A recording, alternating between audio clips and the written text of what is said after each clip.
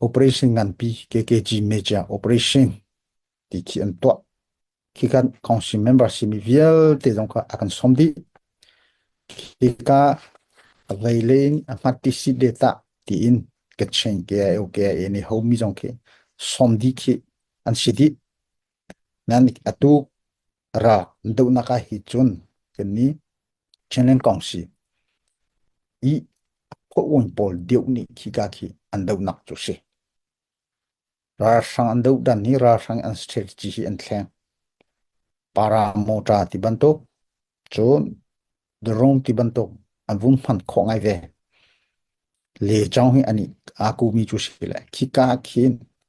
ka le no le chang jan he anai tuk mi hun le ne chi tha tha a nak a ra tu ki si i ki ka ki chon chu sa kan naw le jong fak pin ne tua an do choma leu chu si kan lak chiam ni khem an ti po long kan ni hin tiang chu an thing kho tu long kha an ni ne drong tap phoi kha pathum kan thla than lai ra sang lai ni kan an ra ti ve chu cha tu ra sang ni atu hi thazang kha a ser than i drong ti bantok seta le thi ti bantok vai le ni hin si khi khi a chung le chu akan thom ta ta ko na ni kan naw le tu US i regional committee uk tha chim bantokin an thong ni hin tianga chuti chun ke chi dei ral do na khi chu ni hin tianga peng ko i pathiani akan pi i te nak hi kan mu thoma ko ka kha bung chim ka du mi si ke chi thong pang JRA Eastern Command thì khai sĩ tu dòng chỗ chỉ khá lấy dòng kế Manipur lấy JR bộ dòng khá ăn đặc cải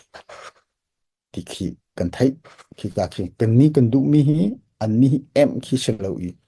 dây thì là khi cả ông ra sang cần đôi khó lại thì mi khi cần cả khó lại cần thì mi sẽ chụp cái chuyện akan khám cho cha cần com lâu có mẹ thì mi cho chim lên khi hảo lâu phiang chia mi khi asi an mấy thal anh lại mi an quân an lại mi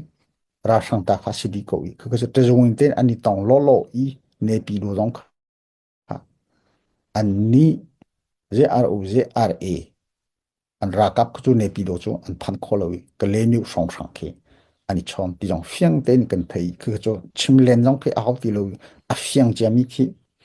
asi cầu cho sĩ sẽ cho MDF le lau tu kong long cho ka chim teng mi khi asi ko i ka nak le ve hi cho atu hi om ro lo sina in tu wa ki ka le lau tu le si lo i than tlang teng mara ram CDF mara nak kha MDF he he khol kan tlang lai an ti kha si le atu ki ani chon leu kha asi hi ban tuk leu chan i khá dây tin là lùng rô na cần tọ lai cái này chọn lại tỷ lưu ý ra lấy khá mình tục cho chẳng nắc tọa khá thả lộ khá lùng rô nắc lẽ thì cần chọn nắc negotiation thì in cần tỷ lưu ý cho chẳng nắc khá mình tục tọa khá cho xí lại đâu khá dòng khá sọc khót khăn ní khá xí rọc khót khăn ní khá xí rồi cha chun các ní thà đến anh ra ring how they like tu lo chun thil kha atu I chon lo mi process hi an hor son khomi si ti mi de kha chim ka du na kha chu ve chu se